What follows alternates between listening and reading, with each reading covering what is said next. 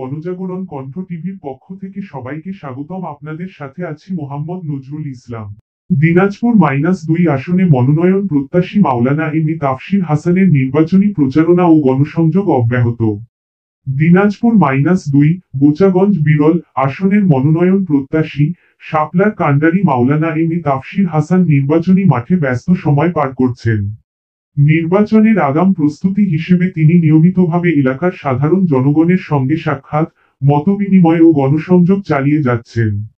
সম্প্রতি তিনি বোচাগঞ্জ উপজেলার ৬ নং রণগাঁও ইউনিয়ন এলাকায় ব্যাপক নির্বাচনী প্রচারণা ও গণসংযোগ করেন।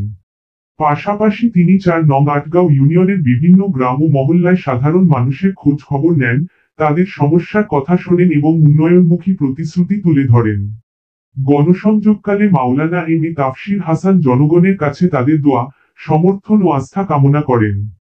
স্থানীয়দের মধ্যে নেতাকর্মী সহ সাধারণ মানুষের উপস্থিতি ছিল উল্লেখযোগ্য।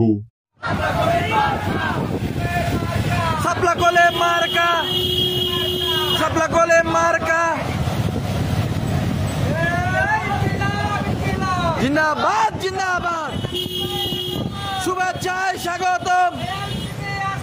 রাজপথ কাঁপছে, আছে আছে